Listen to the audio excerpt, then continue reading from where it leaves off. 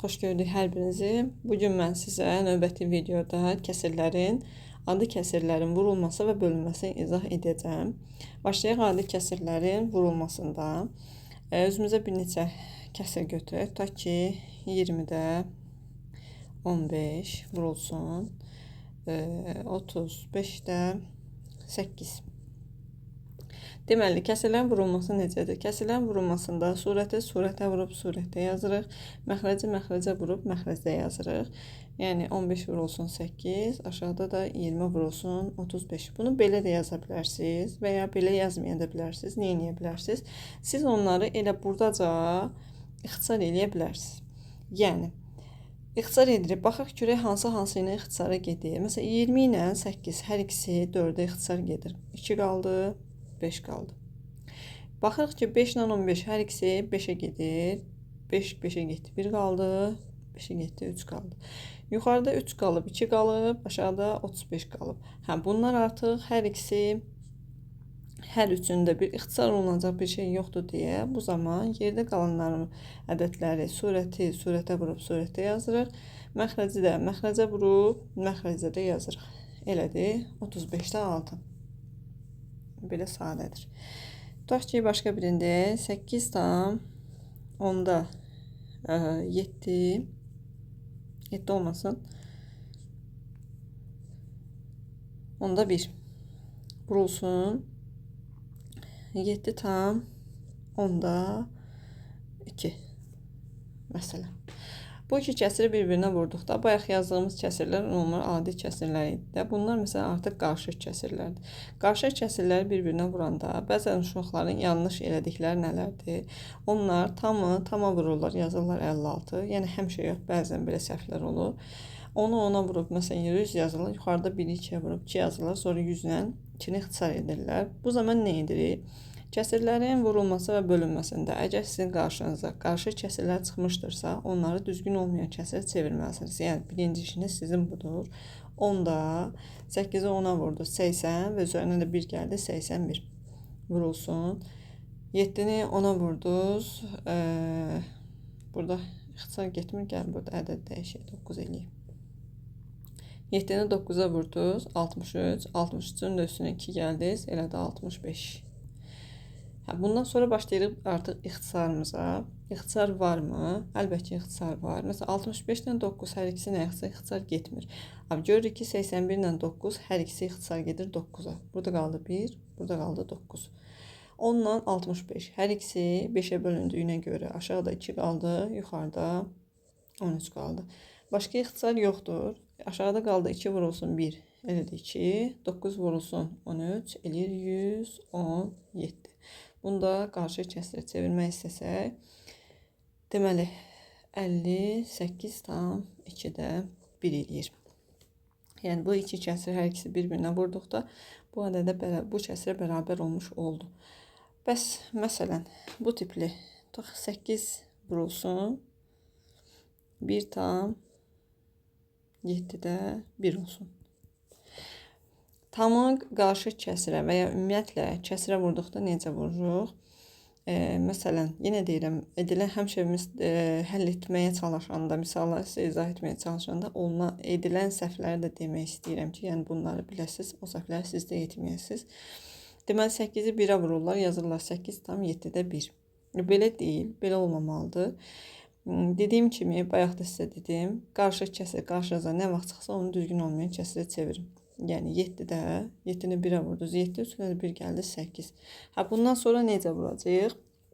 8, yəni bunun altından 1 yaza bilərsiniz. Çünki 8-i 1-ə bölündə onsuz da 8 eləyir də. 7-ni 1-ə vurdunuz, 7, 8, 8-ə vurdunuz, 64. Yəni adi kəsirləri necə vururduq? Surətinə surətdə yazırıq, məxrəcinə vurub məxrəcdə yazırıq. Elədir 7-də 63, bu da 9 tam 7-də 1 deməkdir. Başqa bir misal varmı, deyəkmi? Məncə bu qədər yetərli. Çünki adi kəsirdə dedim sizin üçün. Sonra qarşı kəsirlərin vurulmasında dedim. Tamın qarşı kəsirə vurulmasında dedim. İndi isə danışaq sizə kəsirlərin bölünməsindən. Kəsirlərin bölünməsi sadədir. Çətin bir şey yoxdur. Adi kəsirlər, sadələrdən başlayaq. Tutaq ki, 12-də 8 bölünsün 9-a 6 məsələn deyirik. Verdiyim kəsirlər olub-bilsin ixtisar gedir. Sadəcə elə belə misallar yazdım, izah edirəm. Mənim fikrim əsas izahdır. Kəsirlərə bölərkən necə bölürük? Birinci kəsir olduğu kimi qalır. İkinci kəsirimizi tərs çevirib vururuq. Yəni bölmə, vurma olur. İkinci kəsir isə tərs çevrilir. Yəni 6-da 9. Bundan sonrası bəs necədir? Bundan sonrası adi bayaq kəsirlərin vurulmasını dediyimiz qayda ilə edirik. Yəni ixtisarımızı başlayırıq etməyə. 8 ilə məsələn 6 hər ikisi 2-yə gedir. 4 qalır.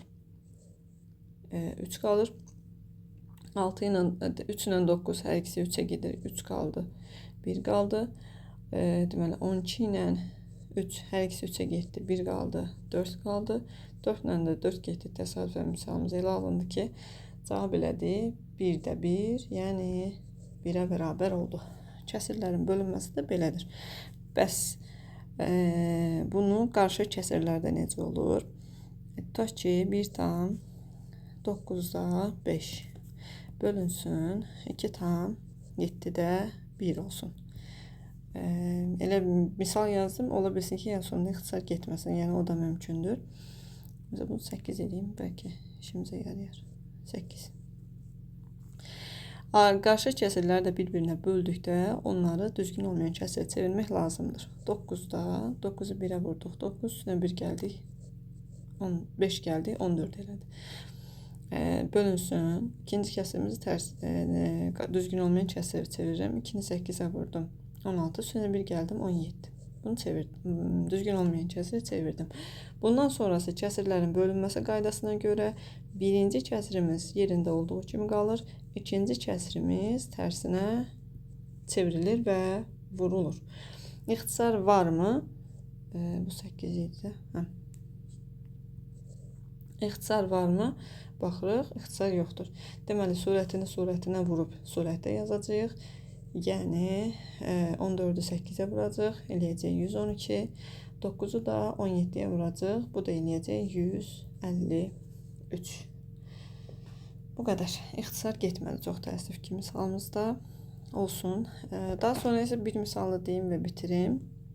Deməli, bəs tam ədədi 2,3-də 1 olsun.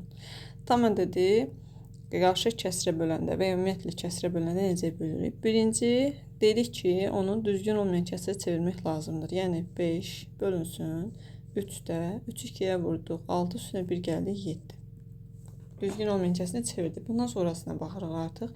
Dedik kəsirlərin bölünməsində kəsirlər olmaya da bilər də, ədədlə kəsir də, yəni tam ədədlə kəsir də ola bilər. Bizim işimiz birinci ədəd hər nədirsə,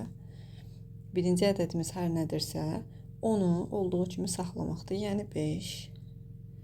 İkinci kəsirimizi tərs çevirəcəyik, yəni 7-də 3 və ortada da vurma işarəsi var. 5-in altından 1 yazırıq, istənilən vaxtda yaza bilərik. 7-ni 1-ə vurduq, 7, 5-i də 3-ə vurduq, 15. Nəyə görə? Çünki ixtisar getmədiyinə görə vurduq. 15-in içində 7-də 2 dəfə, qalıq da 1 eləyir. Bəs 3,3-də 1 bölünsün 5. Bəs qarşı kəsiri ədədə böləndə necə olur? Yenə də qarşı kəsirimizi çevirməliyik düzgün olmayan kəsrə. Yəni 3-də 10, 3-3-ə vurdu, 9 üstə 1 gəldi 10, bölünsün 5. Yenə də qaydaya görə birinci hər nədirsə olduğu kimi yerində qalacaq. Yəni 3-də 10 yerində qaldı. İkinci kəsirimiz, ikinci ədədimiz hər nədirsə o tərs çevirəcək. Yəni 5-in tərsi də, bu 5-in altında 1 yaza bilərik də. Onun tərsi də 5-də 1-ə bərabərdir. Vurulsun 5-də 1. Bundan sonrası da ixtisarla bağlıdır. 5 ilə 10 hər ikisi 5-ə getdi, 2 qaldı, 1 qaldı. Cavab elədi 3-də 2. Bunu da dedik. Deməli, kəsirlərin vurulmasına aid misallarımızı dedik. Bölməsinə dair izahlarımızı verdik. Bu qədər. Mənə elə gəlir ki, kifayətdir. vurulma bölmədə çox da böyük belə qeyri-adi bir şeylər yoxdur. Əsas qayda budur. Kəsilərin vurulmasında ixtisarlarınızı sona qədər edin. Bölünməsində də yəni birinci kəsir qalır, ikinci kəsir də tərs çevrilir. Bunları nəzərə alın. Hər birinizə xoş günlər, xoş dinləmələr. Sağ olun, salamat qalın.